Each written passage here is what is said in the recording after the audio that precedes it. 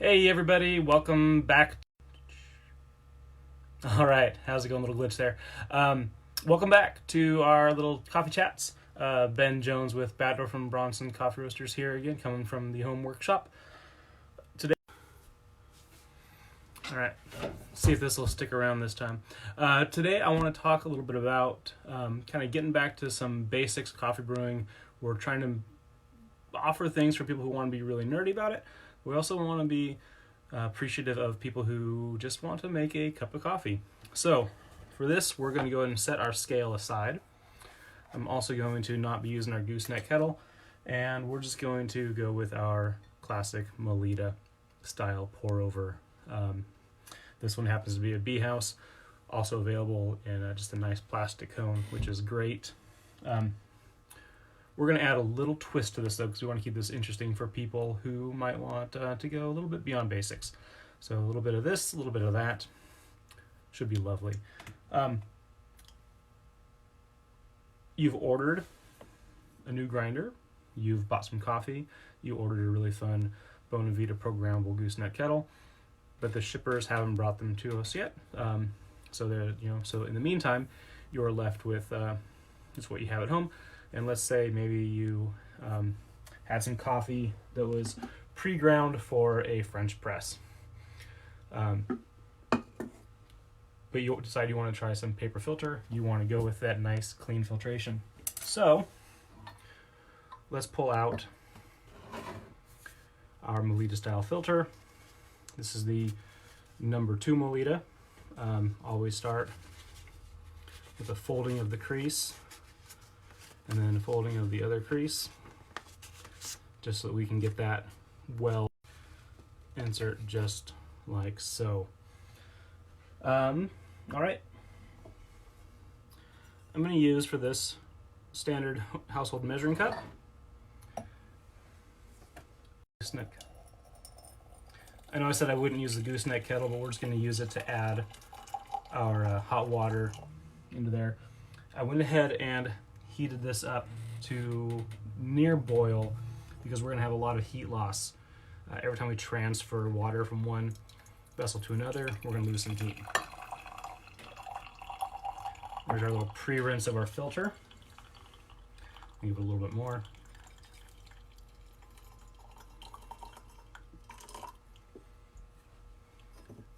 If you ever wonder what the purpose of rinsing a filter is, after you've rinsed it,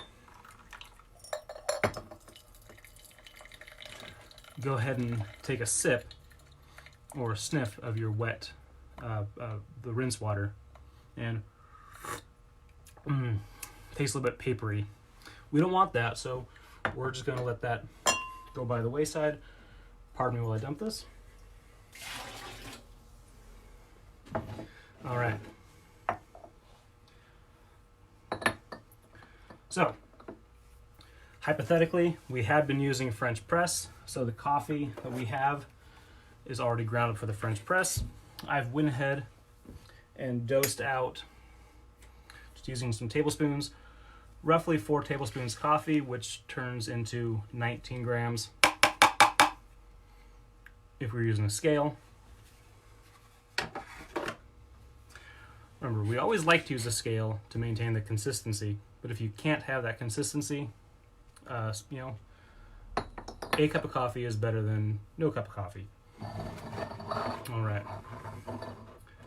Try to situate that so everybody can see that well. Very good. All right. We're going to maintain our kind of low-tech brewing. I'm going to add into my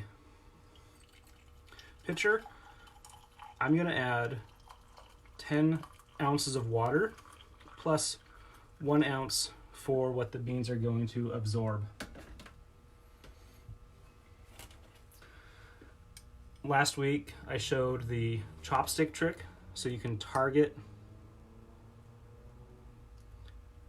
your pour. If you didn't have a chopstick, we can also just use a spoon, and that'll help to do a slow diffuse with a little, excuse me, with a little bit of targeting of our coffee. I've added just enough water to get a good bloom on that. Get an angle on that.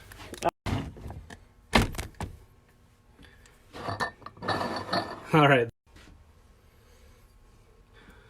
Now, because this was French press coarse, the water is going to flood through real quickly. So I want to be sure to add my water very slowly. Normally, we're going to use the size of the grind particles to reduce our flow rate. But in this instance, since I'm using coffee ground for a French press, it's going to be too coarse just to do an immediate delivery of water, even if I do a slow pour through the kettle. But we're also using a non-pour-over kettle right now. So really we're just adding our water about a tablespoon at a time. A little bit in here, bring it down.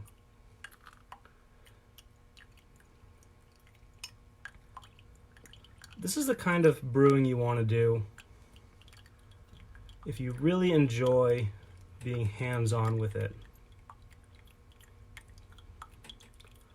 For me, this ritual of making a cup of coffee is such a rewarding, meditative part of my day. So much so that when the day is ending, before I go to bed, I'll still want to make coffee. This is like my yoga. Don't know if you can tell, but I don't really do yoga. I'm not against it. It's just not part of my routine. This is my yoga.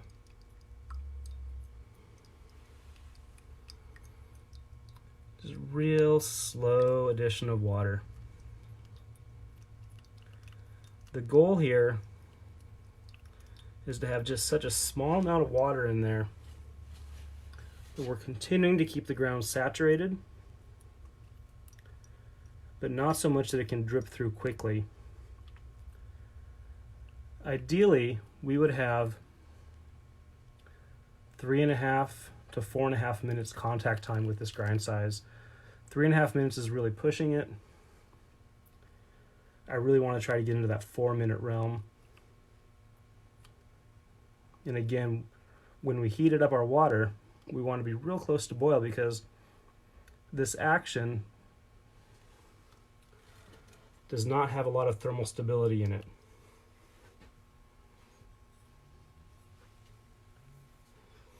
All right. There we are. We have now our cup of coffee. A few things we want to look for. As a general rule, we want to keep our coffee down nice and low. I don't want to have a lot of grounds riding high on my filter. The higher the coffee grounds rest against the filter, the less they're going to be contributing to the flavor. So as we can see here, a reasonably flat bed. Here's our high water line. We didn't really get a chance to bring that coffee up too high. So all the coffee I put in is going to have a chance to extract flavor and deliver flavor into our beverage. All right. So there we go. There's our bee house.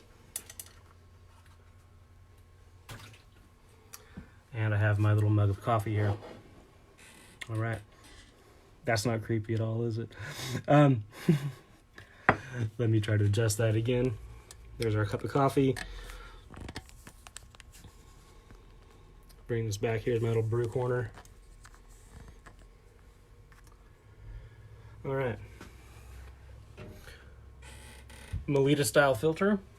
That's the bee house dripper. Also comes with the optional plastic version. Both are fantastic. Again, our coffee that we did today, I used some grounds that were pre-ground for the French press. So if you're ordering coffee online and you had to get it pre-ground, but you wanted to mix up your brew methods, you can use the French press coarse coffee to make your Melitta style filter. If you apply some of those techniques to slow down your water delivery, I would never want to go Melitta style ground, that kind of medium fine coffee. I would never want to put that in the French press, only because when you go to plunge it, when the grounds are too fine, it'll plug up your filter and then it can cause some problems with the pressing action. This has had a chance to cool a little bit.